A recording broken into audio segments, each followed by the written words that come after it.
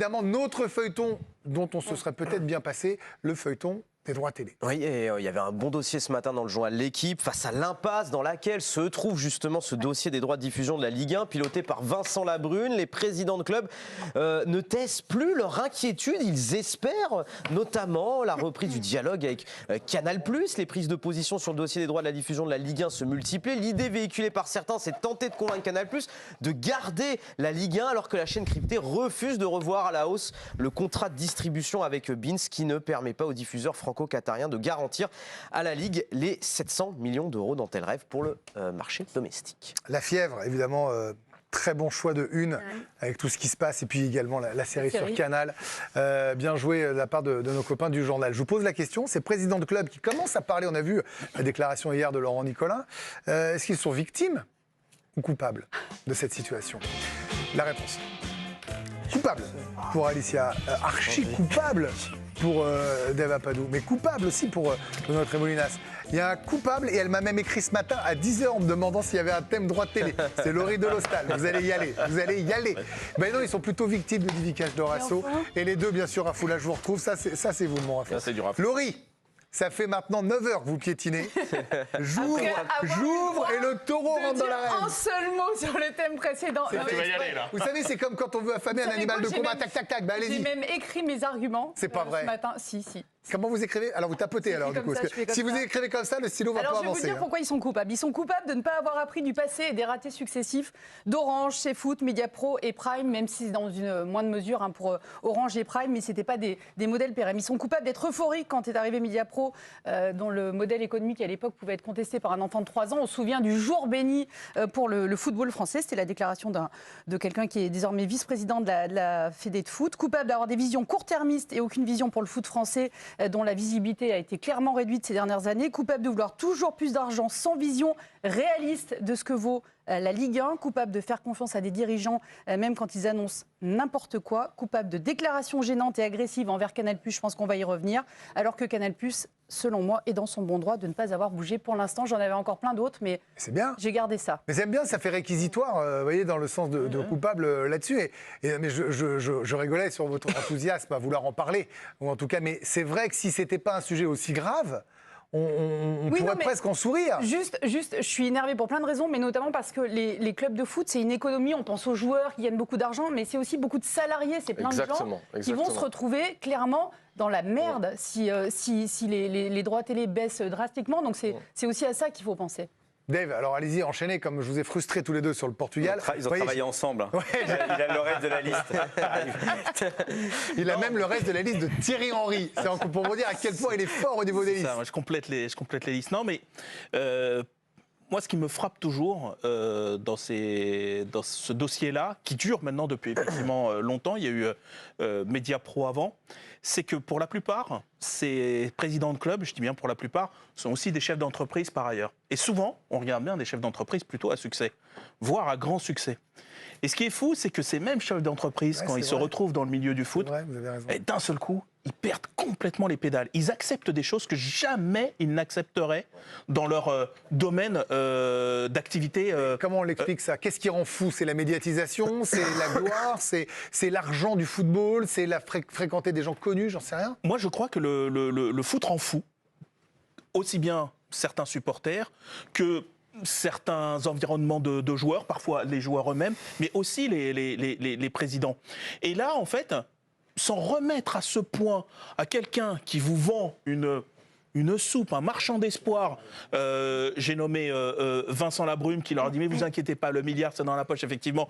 Si tu prends je crois que le jeu de mots Vincent Labrume, c'est celui que j'ai le plus entendu depuis 5 mois. Vous l'avez fait un lapsus. C'est vrai? Vous avez fait un lapsus révélateur. Même pas fait exprès. Mais ce que je veux dire, c'est que quand on prend 2 secondes, c'est pas très long, de savoir que un peu partout, les droits télé sont en chute libre sur les droits domestiques. C'est un peu partout. D'imaginer que la Ligue 1, qui est quand même pas le championnat le plus sexy, d'un seul coup va taper tous les plafonds. Déjà, imaginez ça, c'est fou. Ensuite, se couper de son partenaire historique. Imagine-t-on le foot anglais se couper de Sky. Sky, c'est l'équivalent de Canal. C'est à l'origine de la Première Ligue. Canal est à l'origine du foot à la télévision. Et troisièmement, et moi ça me paraît dingue aussi, un tout petit peu de connaissance, on se renseigne 5 minutes sur le sujet, imaginez que le Qatar est dans la même position politique, géostratégique que quand ils sont arrivés dans le football français, c'est-à-dire très demandeurs, prêts à beaucoup concéder de choses, à surpayer, à accepter. Exactement, c'est fini. Leur Coupe du Monde, elle est passée.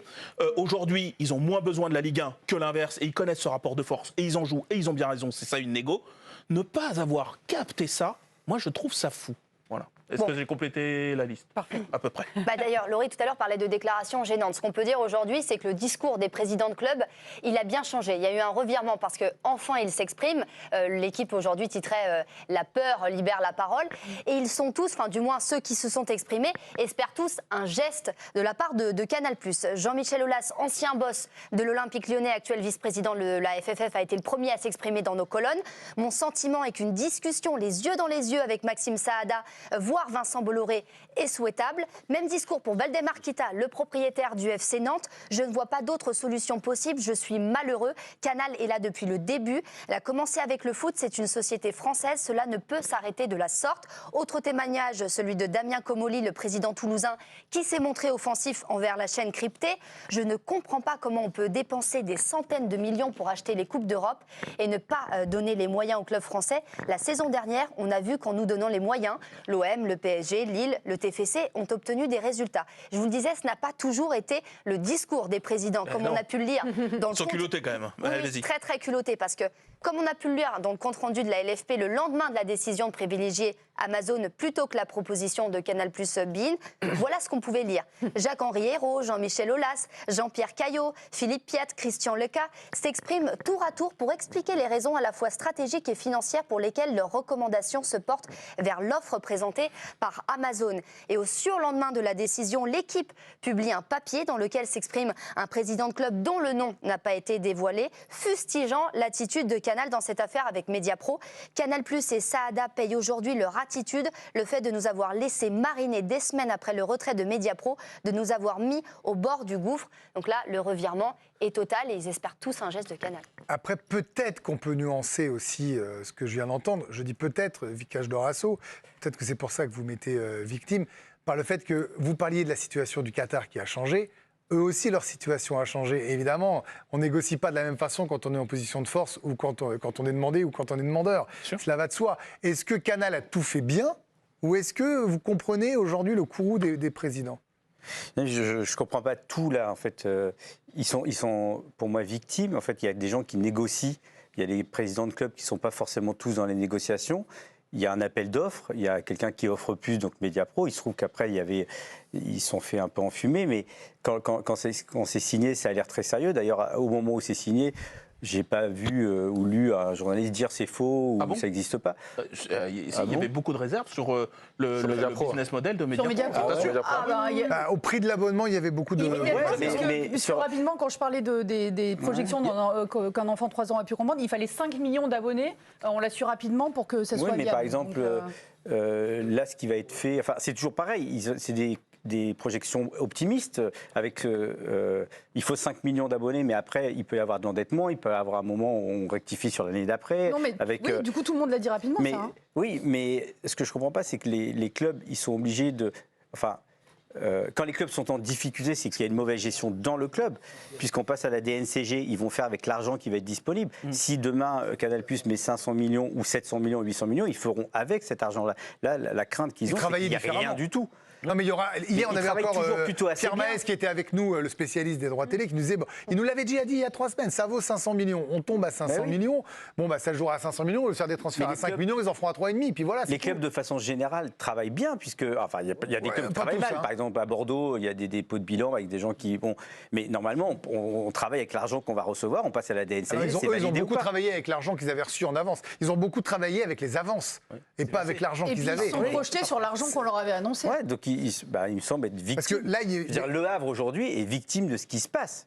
Oui, mais vous avez le droit d'avoir une vision et de dire pas dans les discussions. Ça sent pas bon. Le Havre fait confiance à des gens qui ont été élus pour aller discuter.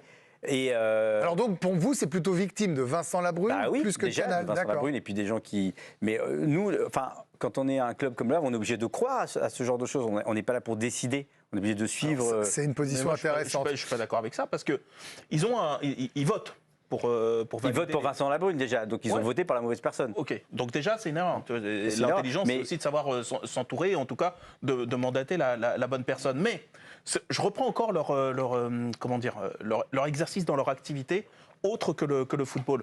S'ils mandatent un prestataire pour faire une négociation, mettons, et que l'autre revient avec une proposition, parce qu'ils connaissent leur business model, etc., qui est complètement ubuesque, jamais ils vont dire « Bon, écoute, je te fais confiance. Là, quand tu entends la Ligue 1 à 1 milliard, alors que partout, ça décroît, partout, y compris en Angleterre. En Angleterre, le championnat le plus puissant du monde, ça a décru. Contrairement à ce qu'on a dit, ça a décru. À aucun moment, tu te dis « Ouais, nous, on va péter le plafond et on va être à 1 milliard », alors que tous les experts te disent « Écoutez, ça vaut 500 millions. » Moi, je trouve que c'est une faute un truc majeure. de croyance, en fait. Après, Benoît, on terminera ce dossier avec là, parce qu'évidemment, on n'arrivera pas à se mettre d'accord ce soir, et puis le feuilleton est malheureusement pas terminé. On verra bien. Mais c'est vrai que vous êtes très sensible aussi à ce que disait Laurie. Je vous connais sur le côté. Oui, les joueurs, ils arriveront toujours à retrouver un club. Oui, les présidents achèteront des joueurs Les salariés. 30% moins cher et travailleront peut-être mieux. Mais il n'y a pas que ça. Oui, il y a les salariés derrière, et puis il y a aussi, le budget du club. Ils vont budgétiser sur 2-3 ans, et là pour l'instant, tout le monde est dans le flou total. C'est ça le réel problème, c'est que là la Ligue 1 commence dans un mois et demi. On est à 63 jours, Voilà, 64 jours. ouais. Et on ne sait toujours pas combien les clubs vont toucher d'argent. Et donc là, comment gérer les fins de contrat, comment gérer des futures prolongations qu'on aurait pu promettre. Le mercato est calme, Donc c'est vraiment terrible pour les clubs. Et là, puis on voit surtout que les présidents de clubs, là maintenant, tout le monde se couche devant Canal+ pour que Canal+ sorte le chéquier. On Mais va négocier ça doit dans leur cette plaire, position, hein. mais là, J'imagine que là, ils doivent Canal+ être plutôt contents. Hein. est plutôt en bonne position pour, Ouais, pour clairement. négocier. On termine avec la déclaration du président de la Fédé. Oui, parce qu'on en parle même au Sénat. Il était au Sénat, Philippe Diallo, le président de la 3F. À ce sujet, justement, des droits télé, je pense qu'il faudra attendre l'issue actuelle d'appel d'offres sur les droits télé pour voir dans quelle situation se trouvent nos clubs. Nous avons eu 2 années où les clubs ont bénéficié de l'apport de CVC. C'est désormais terminé. Un montant de droits qui ne serait pas en ligne avec les estimations qui ont pu être faites par la Ligue plongerait un certain nombre de nos clubs dans de grandes difficultés. Si l'atterrissage de l'appel d'offres actuel n'était pas celui qu'on attend, bien évidemment que nous serions confrontés à des difficultés financières très importantes qui pourraient peut-être amener certains à envisager des dépôts de bilan. Mais nous n'en sommes pas là. C'est pas nous qui parlons de dépôt de bilan. Quand on vous dit que l'heure est grave côté club, c'est le président de la Fédération française de foot qui parle lui-même au Sénat. Et on ne peut pas faire plus sérieux. Hein. Oui. Là, on est devant une des 2 grandes chambres françaises en train de parler de possibles dépôts de bilan. On vous tiendra évidemment informé dès qu'on aura encore davantage d'infos concernant ces droits télé, parce que chaque jour, ça rebondit. Allez, on se fait un rapide jeu des 10 avant le